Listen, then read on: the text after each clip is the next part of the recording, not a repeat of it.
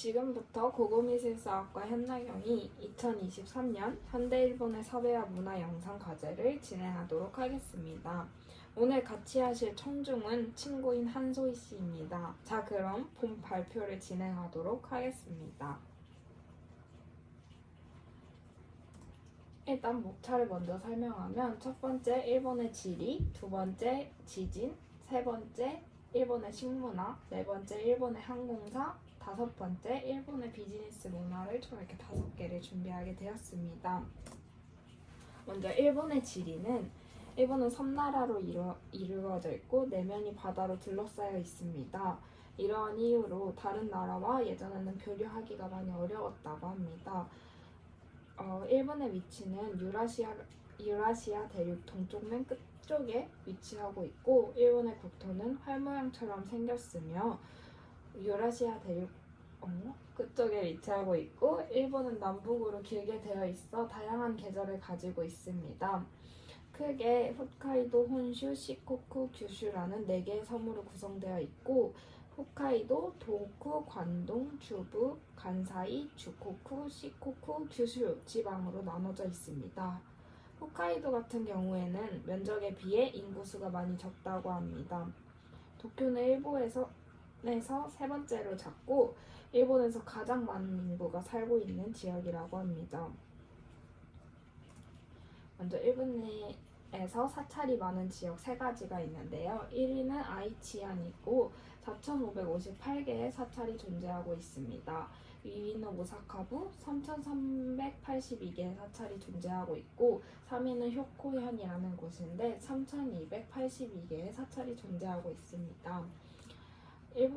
일본에서 세계에서 가장 큰 불상이 있는데 그 있는 지역 이름은 후쿠오카현이고 이 불상 이름은 사사고리초 난조인 석가열반상입니다. 일본은 태평양판에 걸쳐 있어서 많은 자연재해가 일어납니다. 이로 인해서 일본에는 많은 지진과 자연재해가 발생하고 있습니다. 지진의 크기와 규모를 나타내는 용어는 매그니튜드 진도가 있습니다.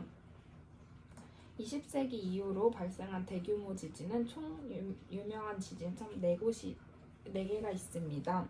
일본의 주요 지진 첫 번째는 1923년 간토 대지진이고 진도 7.9 정도의 지진입니다. 1995년 한신 아와치 지진은 진도 7.3이고 2011년 동일본 대지진은 진도 9.0 지진입니다.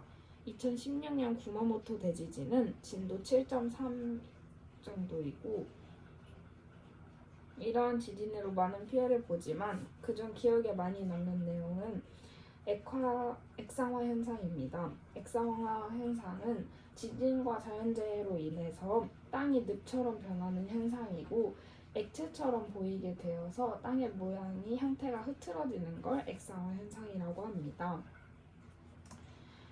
일본은 태평양판에 걸쳐져 있어서 많은 자연재해가 일어나는데 첫 번째는 지진도 일어나지만 두 번째는 쓰나미입니다. 쓰나미는 바다에서 발생한 지진이라고 생각하시면 되는데 많은 해일을 동반하고 있어서 지진도 위험하지만 쓰나미도 굉장한 힘을 가지고 있습니다. 이렇게 지진과 쓰나미 등 자연재해가 많이 일어나는 나라여서 대비가 매우 잘 되어 있고 그래서 우리나라도 얼마 전에 경주에서 지진이 일어난 것처럼 많은 대비를 일본에서 좀 배워야 되겠다라는 생각을 하게 되었습니다. 두 번째는 일본의 식문화입니다. 먼저 일본의 식생활 변화를 보면 1960년 이전에는 전통적인 식생활을 하였습니다. 일본의 전통 음식의 특징을 보면은 소재의 맛을 그대로 살리는 게 특징이고 조미료나 기름을 사용하지 않으며 설탕, 소금, 맛술, 간장, 된장을 사용해서 음식을 합니다. 일본의 음식을 보면 외관이 참 예쁜 경우가 많은데 일본은 음식의 외관에 신경을 진짜 많이 쓰고 있고 음식의 모양과 그릇으로 신경을 많이 쓰고 있습니다. 그리고 1960년대 이전 두 번째는 낮은 밥상에서 먹었으며 정자로 앉아서 먹었다고 합니다. 그리고 젓가락을 사용하고 숟가락 사용을 하지 않았으며 숟가락 사용은 우리나라에서만 했다고 합니다.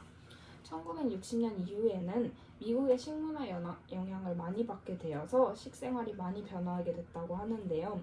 고기랑 빵을 많이 먹게 되었고 종류 및 조리법이 매우 다양해졌다고 합니다. 이로 인해서 새롭게 일본 음식이 탄생하게 된 음식은 예를 들면 나폴리탄이 있습니다. 식탁에서 의자에 앉아서 밥을 먹기 시작했으며 숟가락, 포크 등 다양한 조리 도구를 사용하여서 밥을 먹었다고 합니다. 일본은 1970년대 이후로 패스트푸드, 패밀리 레스토랑이 다수 개점되기 시작했는데요. 일본의 외식 브랜드 매출액 3위인 일본 맥도날드, 스카이락, 젠소홀딩 이렇게 있습니다.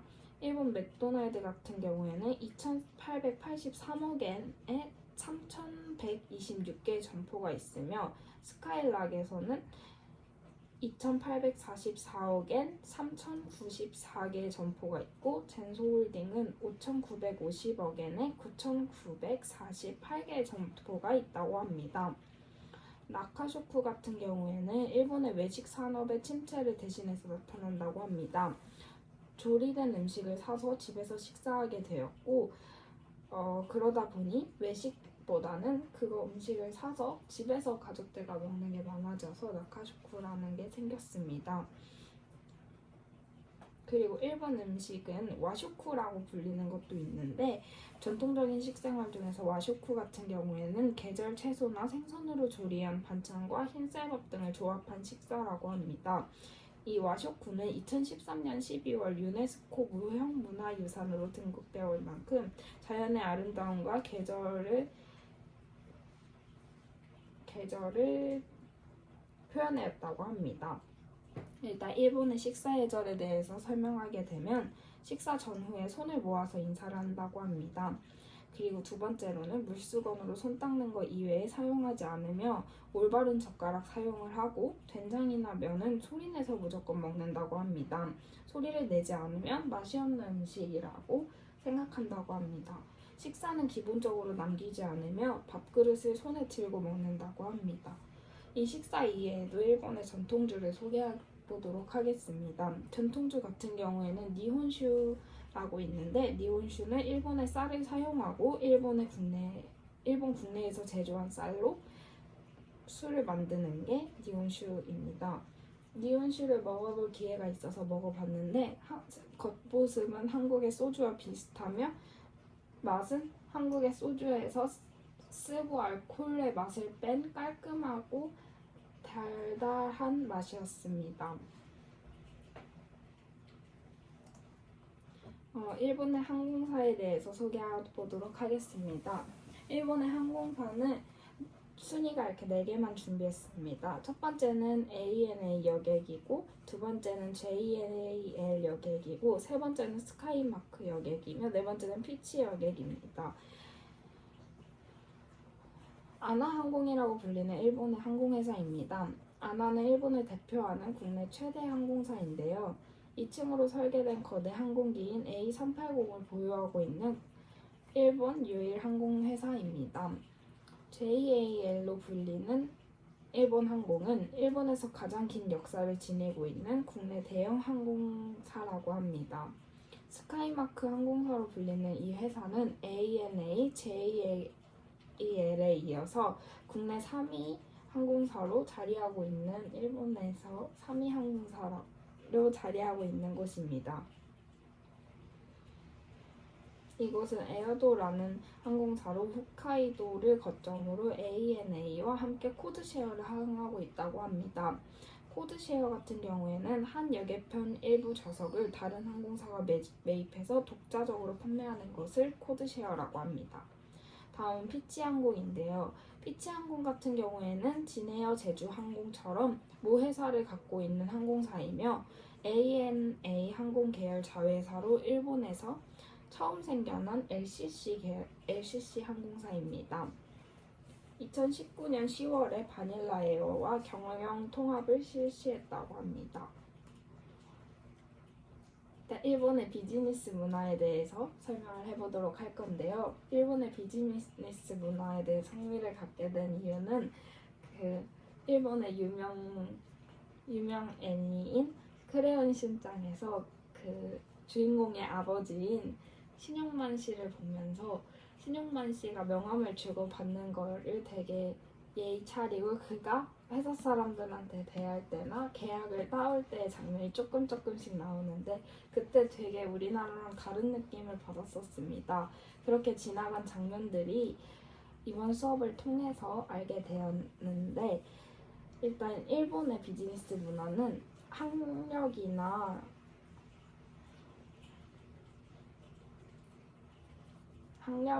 돈 일본이 가지고 있는 그 명성을 따지는 것보다는 그 회사의 역사랑 문화 가치를 먼저 따지는 그런 비즈니스 문화를 가지고 있습니다. 일본의 비즈니스 문화 중 가장 중요한 것은 명함이라고 생각하는데요. 일본의 명함 교환 방법과 명함의 시작에 대해서 말씀드리도록 하겠습니다. 명함의 시작은 중국의 한나라 고조가 장인들 분을 만나러 갈 때 이름을 새긴 나무판을 전달을 했는데요. 그 이후로 고대 중국에서 짐을 방문했을 때 부재 중인 경우에 방문한 것을 알리기 위해서 나무나 대나무에 이름과 신분을 새긴 것을 꽂아둔 것에서 기원을 했다고 합니다. 서양에서의 명함의 시작은 16세기 타인의 집에 방문했을 때 주인이 부재 시 놓아두는 메시지 카드에서 유래를 하였고 왕조 시대에는 사교계의 인사용으로 명함이 사용되었다고 합니다. 일본 같은 경우에는 19세기 초에서부터 사용되었고 초기 형식 같은 경우에는 수기로 사용했다고 합니다. 초창기에는 유럽과 같은 목적으로 사용되었고 첫 번째는 주인이 부재 시 놓아두는 메시지 카드이고 두 번째는 사교계의 인사용으로 일본에서 사용됐다고 합니다. 마쿠말에는 방이라는 외국인을 응접하기 위해서 사용됐다는 기록이 있는데요. 사무라이의 명함을 보게 되면은 자신의 이름을 일본어라 영어로 이렇게 두 가지로 표기함에 있어서 외국인을 응접하기 위해 사용됐다는 것을 알 수 있습니다. 그 자신의 권력을 과시하고 타인에게 자신의 이름을 기억하게 하도록 하기 위해서 사용됐다고 합니다. 그러다 보니까 일본에서의 명함은 풍습으로 정착되기 시작했습니다. 명함 교환 시 주의점이 있는데 첫 번째는 가슴 높이에서 양손으로 명함을 가지고 상대방의 가슴 높이에서 앞으로 전달하는 것입니다. 명함을 주고받을 경우에는 웃는 얼굴로 꼭 지어야 되고 테이블 너머로 명함을 주고받지 않고 상대방의 정면에서 명함을 교환한다 합니다.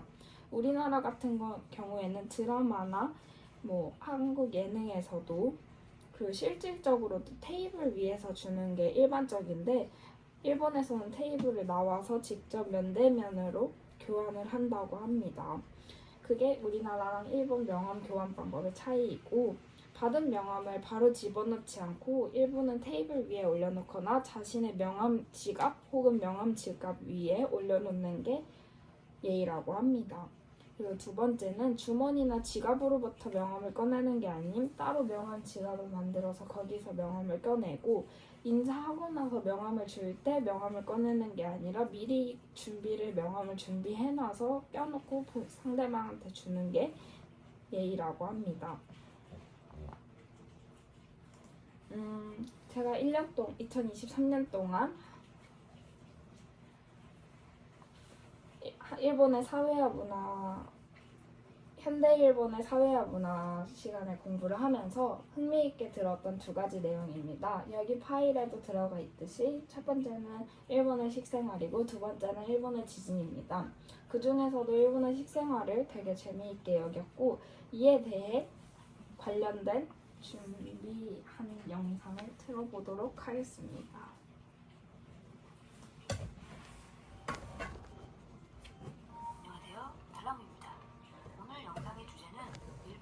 소울푸드입니다. 일본에 가기 전 일본의 대표 음식, 일본인의 최애 음식은 늘 스시, 초밥이라고 생각했습니다. 아무래도 바다로 둘러싸인 섬나라이니만큼 생선을 많이 먹을 거라는 고정관념이 있었습니다. 방송에서도 일본의 스시 장인이라던가 거대 참치 해체쇼를 접하기도 했고, 일본의 인기 만화 데라사와 다이스케 작가의 미스터 초밥왕을 보면서 일본 국민의 스시 사랑을 느꼈습니다. 실제로 일본에 와서 동네를 둘러보니 정말 작은 스시집이 많았습니다. 시내에는 커다란 체인점 스시집이 있었고, 동네에도 골목골목마다 작은 개인 스시집이 있었습니다. 마침 제 친구가 스시집에서 아르바이트 중이었기에 그곳에 방문해서 스시를 먹게 되었습니다. 인상적인 것은 스시와 함께 나오는 미소시루였는데요. 일본 미소시루 안에는 보통 미역, 두부, 파 정도가 들어가는데, 스시집의 미소시루는 안에 생선이 들어있었습니다. 스시 만들고 남은 생선뼈로 국물을 낸 생선 된장국이었는데 구수한 맛이 아주 기가 막혔습니다. 스시와 함께 회덮밥도 먹었는데요.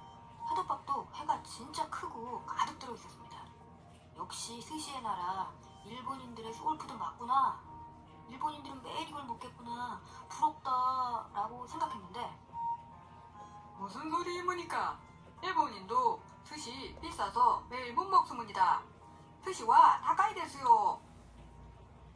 듣고 보니 스시 가격이 싼 게 아닌데 일반 서민이 매일 스시를 먹는다는 건 말이 안 되겠구나 싶었죠. 소울푸드라고 하는 건 어머니의 손맛이 깃든 요리, 자주 밥상에 오르며 친숙하게 늘 먹고 싶은 그리움이 담긴 향토 요리라고 생각되는데요. 그런 시점에서 생각해보니 스시는 달라! 일본 전 국민의 친근한 곤마 요리, 최애 음식은 바로 된장, 미소시루와 나또, 오니기리입니다. 재료비도 저렴하고 맛도 있으니 서민 가정의 대표 소울푸드일 수밖에 없겠죠. 우리도 반찬 없을 때 간단한 된장국하고 김에다가 밥 얹고 양념 간장 발라서 싸 먹으면 그거 꿀맛이거든요. 일본의 미소시루 오니기리 밥상과 비슷한 느낌입니다. 그리고 특별식으로는 나베라고 불리우는 냄비 요리를 먹는데요. 재료는 각종 채소와 두부, 버섯이 기본으로 들어가고 가장 중요한 고기가 들어갑니다. 경제적으로 넉넉할 때는 소고기가, 좀 어려울 때는 닭고기가 들어갑니다. 우리가 치킨 자주 먹듯이 일본인들도 카라아게라는 닭튀김을 많이 먹는데요. 닭튀김, 닭 냄비 요리가 일본의 인기 반찬입니다. 그 이유는 닭고기를 특히 좋아해서가 아니라 닭고기가 소고기보다 싸기 때문입니다. 그 외에 지역에 따라서도 소울푸드가 약간 다를 수 있는데요. 오키나와의 경우에는 오키나와 소바라고 불리우는 삼겹살을 얹은 면 요리가 유명하고요. 오사카는 타코야키와 오코노미야키, 라멘, 고베는 케이크와 빵이 유명합니다. 그리고 교토는 두부 요리가 도시를 대표하는 소울푸드입니다. 간식으로는 양갱과 모찌떡, 말차가 아주 인기입니다. 말차 아이스크림이 교토에 오면 무조건 사 먹어야 하는 명품 디저트죠. 청수사라는 절 올라가는 길에 유명한 말차 아이스크림 가게가 있습니다. 갑자기 주제를 벗어나 제가 먹고 싶은 음식을 나열하고 있네요. 오늘의 주제는 일본인의 소울푸드입니다. 한마디로 미소시루, 나또 같은 된장류가 일본인의 소울푸드라는 거. 뭔가 우리나라랑 비슷하네요. 우리도 한국인의 소울푸드 그러면 된장찌개와 김치찌개가 박빙이죠. 이처럼 구수한 엄마 손맛이 떠오르는 음식이 바로 소울푸드라 하겠습니다. 하지만 소울푸드도 세월이 지나고 세대가 바뀌면서 점차 변해가는 모양새입니다. 요즘 일본의 1020 세대는 나또를 못 먹는다는 사람도 많고요. 치킨, 피자, 햄버거 이런 아메리카식 음식을 더 친숙하게 선호하는 추세입니다. 우리나라도 요즘 밥, 김치보다 토스트와 커피, 브런치 이런 서구식 요리를 즐기는 사람들이 늘어나고 있고, 또 맥주와 치킨, 이게 내 소울푸드다 하는 사람도 적지 않은 것 같습니다. 그럼에도 불구하고 아직까지는 일본은 된장, 미소시루, 오니기리의 나라입니다. 우리가 김치찌개와 된장찌개의 나라인 것처럼. 아무리 햄버거, 피자 같은 다른 음식을 먹어도 결국엔 도돌이표처럼 되돌아오게 되는 아이덴티티 같은 음식이라고 생각합니다. 저는 유학생활 내내 가장 많이 먹은 일본 음식이 편의점 컵라면이랑 저렴이 도시락이었는데 한 달 식비를 만원 안쪽으로 해결해야 했었거든요. 슈퍼마켓 문 닫기 30분 전 20% 할인 도시락이 제 소울푸드였네요. 갑자기 눈물이...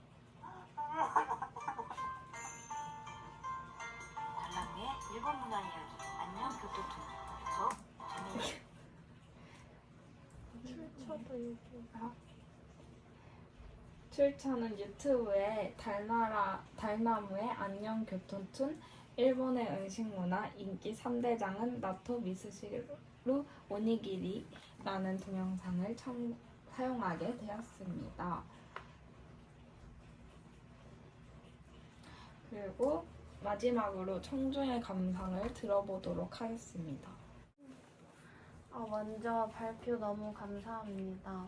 저는 발표를 들으면서 개인적으로 기억에 남았던 부분은 일본의 명함 전달 문화와 식문화였는데요. 먼저 일본의 명함 전달 문화는 저 역시도 일본 애니메이션을 보면 명함 전달할 때 앉아서 전달하지 않고 일어서서 예의를 차리고 정중하게 서로 90도로 인사하면서 명함을 전달하는 장면들을 많이 보았는데요. 처음에는 그저 일본이 예의에 중요시하는 문화다 보니까 그런 거 신주머로만 알았지만 막상 이 발표를 들으니 그 숨겨진 이야기를 알 수 있어서 굉장히 좋았습니다. 또한 방금 봤던 동영상처럼 일본인들의 식문화에 대해서 많이 알아갈 수 있어서 너무 뜻깊은 시간이었습니다. 일본인들의 식문화에 나또와 미소시루가 많이 차지한다는 것을 알고는 있었지만 개인적으로 나베를 먹을 때 소고기가 없으면 닭고기를 먹는다는 얘기를 들었을 때 닭고기가 맛있어서 먹나라고 생각하였지만 상대적으로 닭고기가 싸서 먹는다는 말을 듣고 안타까웠습니다. 또한 일본 슈퍼의 마감시간 할인은 굉장히 좋은 전략이라고 생각합니다. 우리나라의 대형 마트도 마감시간에는 할인을 해서 소비자들이 꽤 싸게 살 수 있게 마트들이 행사를 하는데 그 점이 굉장히 도움이 많이 된다고 생각을 합니다. 감사합니다. 네, 청중의 감상을 이렇게 길게 들어봤고요. 이상으로 현나경이 현대일본의 사회와 문화 영상 과제를 마치도록 하겠습니다. 감사합니다.